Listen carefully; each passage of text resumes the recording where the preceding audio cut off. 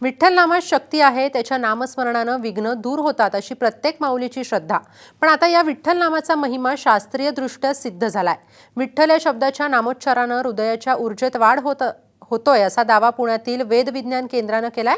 या संबंधीचा एक प्रबंधही Asian journal of complementary and alternative मीडियानं या आंतरराष्ट्रीय नियतकालिकात प्रसिद्ध झालाय. पाहूया त्या संदर्भातला एक रिपोर्ट.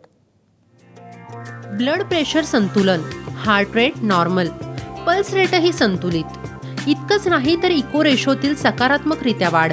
हे सर्व सकारात्मक परिणाम आहेत ते 10 दिवस सलग 9 मिनिटं शांत बसून विठ्ठल नामस्मरणाचे. पुण्यातील वेद विज्ञान केंद्र आणि द इनामदार हार्ट क्लिनिक यांनी हे सिद्ध केलंय. विठ्ठल नामात काय शक्ती आहे हे पुण्यातल्या या गटानं समोर आणलंय. डॉक्टरांच्या या गटानं 30 लोकांचं सर्वेक्षण केलं. या सर्वेक्षणात सर्वांना सलग 10 दिवस केवळ 9 मिनिटं विठ्ठल हा शब्द उच्चारायला सांगितला. फक्त तो मनापासून उच्चारला जावा इतकीच अट. विठ्ठल नामाचा हृदयावर काय परिणाम होतो हे या गटानं मोजलं आणि आश्चर्य म्हणजे विठ्ठल नामस्मरणानं हृदयाच्या ऊर्जेत वाढ झाल्याचं चाचण्यांमध्ये सिद्ध झालं. आम्ही 30 रुग्ण घेतले आणि त्यांना त्यांचे काही मेडिकलचे तपास, हृदयाशी निगडीत जे तपास आहेत ते सगळे आधी केले. त्यानंतर त्यांना 9 ते 10 मिनटं विठ्ठलाचं नामस्मरण करायला सांगितलं. ते केल्यानंतर परत त्यांचा ECG, blood pressure, clinical examination, echocardiogram, त्यानंतर बायो स्कॅन वगैरे हे सर्व तपास केले आणि त्याचा संबंध ॲनालिसिस केल्यानंतर असं लक्षात आलं की ह्या विठ्ठल नामाच्या नामस्मरणामुळे हृदयाची आकुंचन क्रिया सुधारते, त्यांचं ब्लड प्रेशर कमी होतं, हृदयाचे जे ठोके किंवा नाडी जी जलद होती ज्या लोकांची ती सुद्धा कमी आलेली होती. विठ्ठल नामस्मरणाच्या स्पंदनांचा अर्थात स्वरशास्त्राचा अभ्यासही यावेळी करण्यात आला.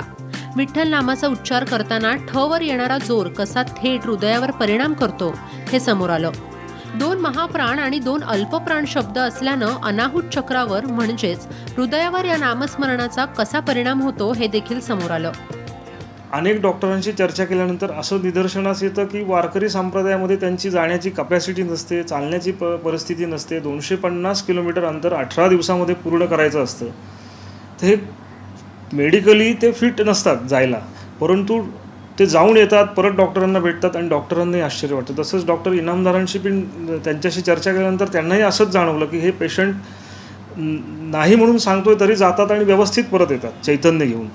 तर ही खरी त्याच्या मागची प्रेरणा होती. वारीची परंपरा अनेक पिढ्यांपासून महाराष्ट्रातल्या घराघरात आहे.